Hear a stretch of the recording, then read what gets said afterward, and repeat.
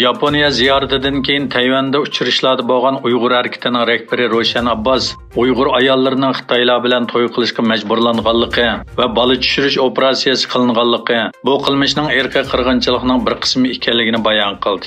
Birlashgan Davlatlar Tashkilotiga chaqiriq qilgan Roshan Abbas Uyg'ur irqiy qirg'inchiligini to'xtatish uchun harakat qilish kerak dedi. U munolarni bildirdi.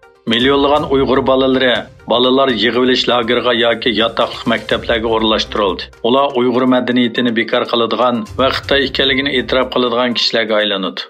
Dunyodagi barliq davlatlar, bo'libmi Birlashgan Davlatlar Tashkiloti Xitoy hukumatining insoniy qadr-qimmat, demokratiya va erkinlikka qarshi elib berayotgan umumyuzlik urushiga qarshi turib, harakat qo'llanib Uyg'ur qirg'inchiligini to'xtatish kerak.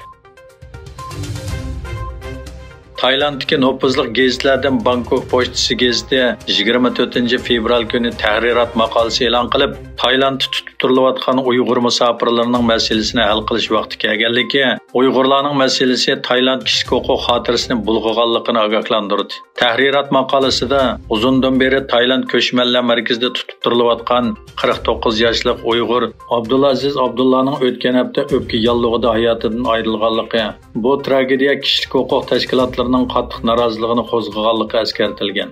Maqolada Tayland harbiy hukumatining 2015-yili 3-davlatga evatilish oldida turgan Uyg'urlardan 100 necha kishini Beyjingning besimiga bosh egib Xitoyga o'tkazib berganligi tanqidlangan. Shundaqla bu Uyg'urlardan qayta xabar ilinmaganligi bildirilgan. Xitoy xalq to'rining 21 fevraldagi xabarda bildirishicha, paxta ipi va paxta ipida ishlangan raq bozorining xalqarodagi ehtiyoji hamda qimmati kunsiri oshayotgan bo'lib, Xitoy hukumati Sharq Turkistonning paxta iplarini bulang-talang qilib, yangidan maxsus poyezd bilan Xitoyga to'shishni yo'lga qo'ygan. Xitoy Temir yo'li Urumchi idorasi guruhi cheklanish shirkati Qashqar yuk transport markazi bo'limining aytishicha, bu yil Sharq Turkistondagi temir yo'l tarmoqlari ko'p miqdorli mallarni to'shishni muhim nuqta qilgan bo'lib, bildirilishicha, bu yil Xitoy hukumati Guangdong Fushanni har oyda Sharq Turkistonda pishiqlangan 6500 tonna paxta ipi bilan ta'minlash kelishimi imzolagan. Amerika Davlat Mudofaa Ministerligi 5 burchaklik binoning bayonotchisi, brigada komandiri general Patrick Ryder o'zlarining ilgari Ukraina Rossiya urushida betaraflikni jakalagan Xitoyning bu maydondan voz kechib, Rossiyani qo'llashdan ansiraydiganligini bayon qildi. Ryder mundaq dedi: "Biz Xitoyning Rossiyaga qurol berganligini texnik ko'rmadik, ammo ularning bu tanlashdan voz kechmaganligini bilamiz" dedi.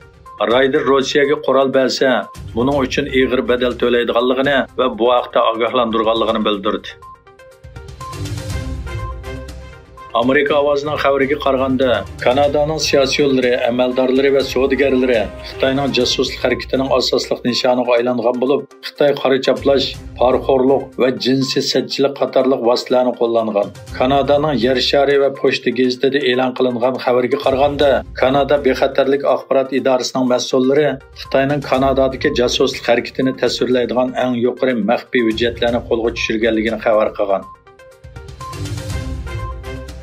Amerikadagi OpenAI shirkati tadqiq qilib yasab chiqqan sun'iy idrok qo'llanishchan programma ChatGPTni dunyoning har qaysi joylaridagi millionlagan kishilar ishlatadi. Xitoy hukumati ChatGPTning saxta uchur tarqatish va Amerikaning tashviqotini qilish uchun yasalgan qurol ekanligini bahona qilib, cheklaydiganligini e'lon qildi.